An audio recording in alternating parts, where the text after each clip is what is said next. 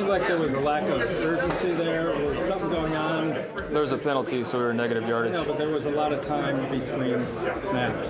Well, when the penalty happened, then we're behind the chains. No, stop saying but. I just told you the clock was running and we had a penalty. You want to give them the ball back? No, you don't play. You don't know it. That's just plain and simple. Was I happy with the drive? No, we didn't score points. It's the dumbest question you could ask. What? Jesus, Tony. That's Baker Mayfield earlier this week interacting with our next guest, Tony Grossi of ESPN Cleveland. We talked about this at length yesterday. I don't like the whole you didn't play the game card. I didn't like the rudeness that was demonstrated there. I know Baker Mayfield's a fiery guy, but sometimes there's a line you don't want to cross. Tony Grossi joining us now.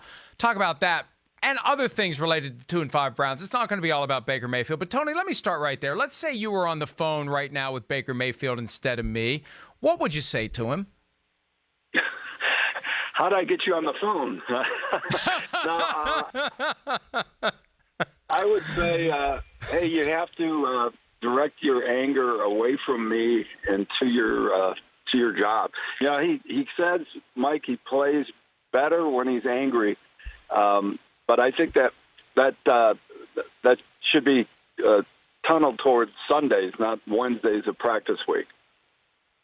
Yeah, it does seem to me like he has thrived off of external doubts, external criticism. He keeps a list of everybody who's ever dissed him, and he uses that to fuel himself, and that's fine. But if it leads to moments like we saw on Wednesday, it's not fine because from an outsider's perspective, you see it, and it's like, what's this guy's problem? Is that, I mean, what were you experiencing in your own brain as you're watching Baker Mayfield interact with you the way that he did? Well, I thought it was a little out of line. How accelerated his anger got.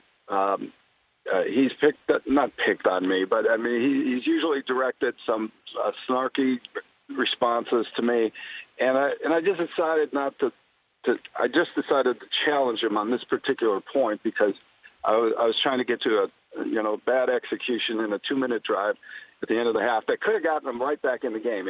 And those are the periods of games where the Browns are really failing at, pressure situations that could change the game.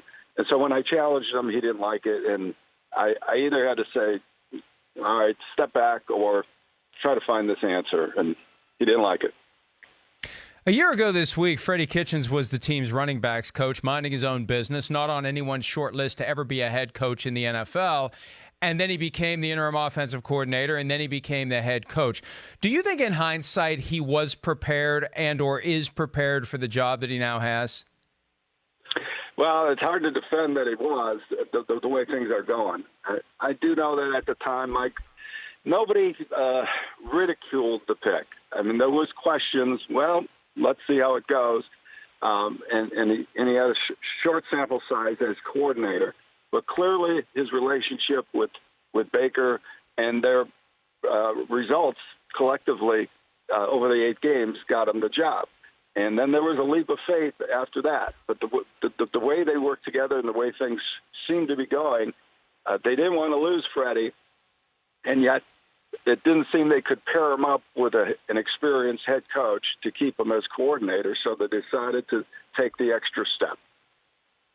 Is there anything to the criticism that came from former offensive line coach Bob Wiley before the season? He was in a radio interview, and he said that basically it was Ken Zampese last year, the quarterback's coach, that was the one responsible for the growth of Baker Mayfield, and that Freddie Kitchens didn't have much to do with it, and that Kitchens shouldn't have gotten the job. And I know that Wiley, obviously disgruntled because he didn't get retained, but is there anything to that opinion that he shared several weeks back?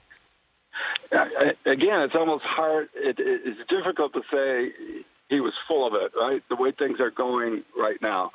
But nobody at the time gave Zampese much credit, at least within the organization, for the turnaround of Baker Mayfield last year and the offense.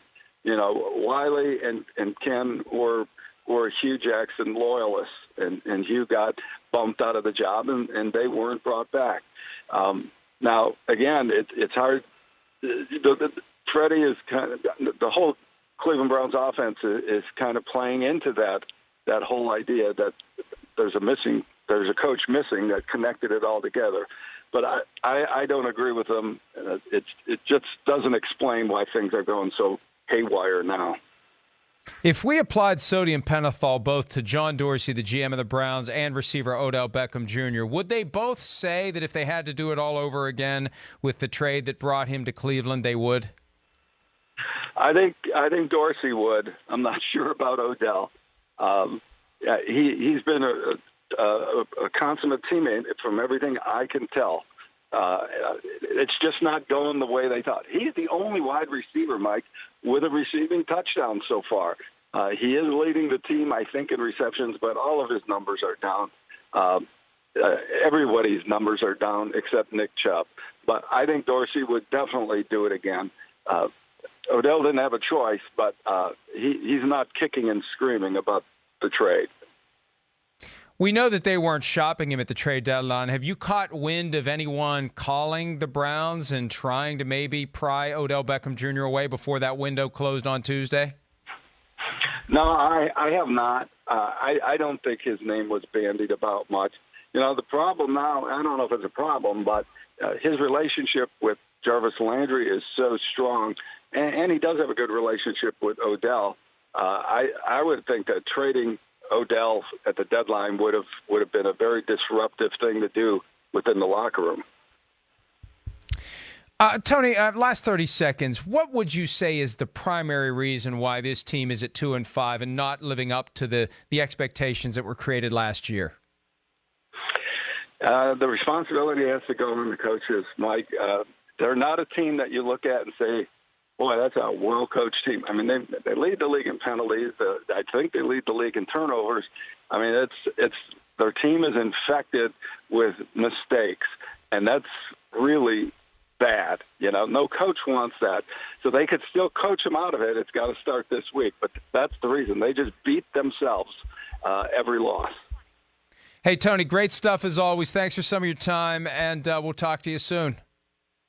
Thanks, Mike. Take care. Hi, I'm Mike Tirico, and thanks for watching. Make sure to hit subscribe for the latest news and highlights from NBC Sports.